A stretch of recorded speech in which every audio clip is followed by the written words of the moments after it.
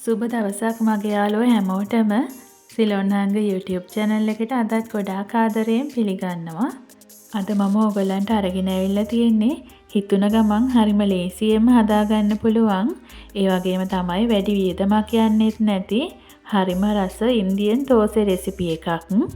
එහෙනම් ඉතින් දැන් අපි බලමු මේ තෝසේ රෙසිපි එක හදාගන්න අපිට මොනවද ඕන වෙන්නේ කියලා.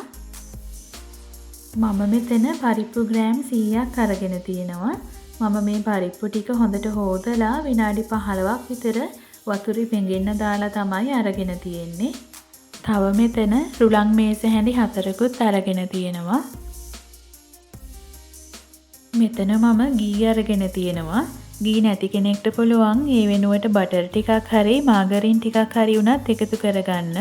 හැබැයි ඉතින් ගී ටිකක්ම එකතු කරලා තෝසෙ ටික හදාගන්න පුළුවන් නම් ගොඩක් රසට තෝසෙ ටික හදාගන්න පුළුවන්. ඒ වගේම තමයි අමු මිරිස් කරලකුයි මේ විදියට පොඩි ඉඟුරු කෑල්ලකුයි තෝන වෙනවා. තව මෙතන ලුණු කුඩුත් අරගෙන තියෙනවා. තෝසෙ ටික හදන්න කලින් තැටිය ගාගන්න පොල් තෙල් ටිකකුත් තෝන වෙනවා. ඔන්න ඉතින් මේ දේවල් තමයි අපිට මේ රසම රස තෝසෙ ටික හදාගන්න ඕන වෙන්නේ. එහෙනම් දැන් අපි බලමු කොහොමද මේ තෝසෙ ටික හදාගන්නේ කියලා. මුලින්ම මම මේ විදියට ග්‍රයින්ඩර් කප් එකක් අරගෙන පරිප්පු ටික ඒකට දාගන්නවා. ඊට පස්සේ අමු මිරිස් කරලත් මේ විදියට එකතු කරගන්නවා. ඔන්න ඊට පස්සේ මම ඉඟුරු කෑල්ලත් මේ විදියට පොඩි කෑලි වලට කපලා එකතු කරගන්නවා. දැන් මම මේ විදියට රුලන් මේස හැඳි 4කුත් එකතු කරගන්නවා.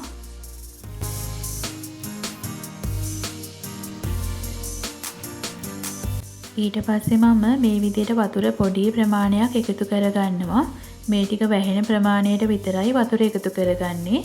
ඊට පස්සේ කෑලි හිටින්නේ නැති විදියට මේ ටික හොඳට ග්‍රයින්ඩ් කරගන්න ඕනේ. දැන් මේ තියෙන්නේ මම ග්‍රයින්ඩ් කරගත්ත තෝසෙ බැටර් එක. මේ වෙලාවේදී කෑලි හිටින්නේ නැති විදියට හොඳට පේස්ට් එකක් විදියට ග්‍රයින්ඩ් වෙලා තියෙන්නේ. මේ තෝසෙ බැටර් එක මේ විදියට හැන්දෙන් වක් කරලා බැලුවාම කැඩි කැඩි වැටෙන උකු බැටර් එකක් විදියට තමයි තියෙන්න ඕනේ. ඒ විදියට බැටර් එක හදාගත්තාම අපිට හරිම ලස්සනට තෝසෙ ටික හදාගන්න පුළුවන්. ඔන්න දැන් මේ වෙලාවේදී මම රසායනික ලුණු කුඩු ටිකකුත් එකතු කරගන්නවා. ඉතින් මේ විදියට තමයි තෝසෙ බැටර් එක හදාගන්න තියෙන්නේ. එහෙනම් දැන් අපි බලමු කොහොමද තෝසෙ ටික හදාගන්නේ කියලා. මුලින්ම මම පෑන් එකක් ලිපේ තියාගෙන මේ විදියට පොල් තෙල් ටිකක් පෑන් එකේ ගා ගන්නවා. පිරිසුදු කොටන් රෙදි කෑල්ලක් පාවිච්චි කරලා උනත් අපිට මේ විදියට පොල් තෙල් ටික පෑන් එකේ ගා ගන්න පුළුවන්. පෑන් එක ටිකක් රත් වුණාට පස්සේ මේ විදියට තෝසෙ බැටර් එකකින් හැන්දක් අරගෙන පෑන් එක මැද්දට දා ගන්න ඕනේ. ඊට පස්සේ මම මේ විදියට පොඩි හැන්දක් පාවිච්චි කරලා මේ බැටර් එක තෝසෙ එකක හැඩයට හදා ගන්නවා. ඉතින් මේ විදියට තමයි මම තෝසෙ එකේ හැඩය හදාගන්නේ. ගින්දර ගොඩක් වැඩි කරගන්නේ නැතුව අඩු ගින්දරේ තියාගෙන තමයි තෝසෙ ටික හදාගන්න ඕනේ. එතකොට අපිට ලස්සනට තෝසෙ ටික හදාගන්න පුළුවන්. තෝසෙ එක ටිකක් රත් වුණාට පස්සේ මම මේ විදියට ගී ටිකකුත් එකතු කරගන්නවා. ඉතින් බටර් හරි මාගරින් හරි පාවිච්චි කරන කෙනෙක් නම් මේ වෙලාවේදී පොඩි කෑල්ලක් එකතු කරගන්න. ඊට පස්සේ මම මේ විදියට ගී ටික තෝසෙ එකේ ගා ගන්නවා. ඇත්තටම මේ විදියට ගා ගන්න ඕන වෙන්නේ නැහැ. මොකද පෑන් එකේ රස්නෙට මේ ගී ටික තෝසෙ එක වටේටම යනවා.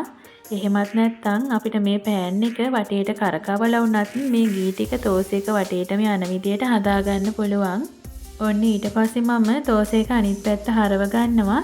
ඉතින් මේ විදියට තෝසෙ එක දෙපැත්තම හදා ගන්න තමයි තියෙන්නේ. ඉතින් මේ විදියට තමයි අපිට ඔක්කොම තෝසෙ ටික හදාගන්න තියෙන්නේ. හැම වෙලාවෙම අලුත් තෝසෙ එකක් හදන්න කලින් පෑන් එකේ රස්නේ මධ්‍යම ප්‍රමාණයෙන් තමයි තියෙන්න ඕනේ. එතකොට තමයි අපිට ලස්සනට තෝසෙ එකේ හැඩය හදාගන්න පුළුවන් වෙන්නේ. ඒ වගේම තමයි අලුත් තෝසෙ එකක් හදන්න කලින් පොල් තෙල් ටිකක් පෑන් එකේ ගා ගන්න ඕනේ. එතකොට අපිට තෝසෙ එක පෑන් එකේ ඇලවෙන්නේ නැතුව ලේසියෙන්ම ගලව ගන්න පුළුවන්. ඔන්න ඉතින් මේ විදිහට තමයි අපිට ඔක්කොම තෝසෙ ටික හදාගන්න තියෙන්නේ. උදේ කෑමකට වගේම රෑ කෑමකටත් හරිම ලේසියෙන් හදාගන්න පුළුවන් ඉන්දියන් තෝසෙ රෙසිපි එකක් තමයි අද මම ඔයගලන්ට අරගෙන ආවේ. අපි මේ තෝසෙ ටික හදාගන්න කිසිම පිටි වර්ගයක් පාවිච්චි කරන්නේ නැති නිසා ඩයට් කරන කෙනෙක්ට වුණත් කෑමට ගන්න සුදුසු රෙසිපි එකක් තමයි මේ තෝසෙ රෙසිපි එක. පරිප්පු ග්‍රෑම් 100න් මට මේ විදියට ලොකු තෝසෙ 8ක් හදාගන්න පුළුවන් වුණා. ඉතින් ඕගොල්ලොත් ඊළඟ දවසේ තෝසෙ හදනකොට මේ විදියට හදලා බලන්න. ඉතින් අදත් මගේ වීඩියෝ එකත් එක්ක එකතු වුණාට ඕගොල්ලන්ට ගොඩාක් ස්තුතියි. දිගටම මේ වගේ වීඩියෝස් බලන්න සිලොන් හංග YouTube channel එක subscribe කරලා bell icon එකත් click කරලා තියාගන්න කියලා ආදරයෙන් මතක් කරනවා. එතකොට ඕගොල්ලන්ට පුළුවන් මම මේ වගේ අලුත් වීඩියෝ එකක් දාපු ගමන්ම වීඩියෝ එක බලන්න. එහෙනම් ඉතින් ආයෙමත් දවසක අලුත් වීඩියෝ එකකින් හමු වෙනකන් ඕගොල්ලෝ හැමෝටම සුබ දවසක්.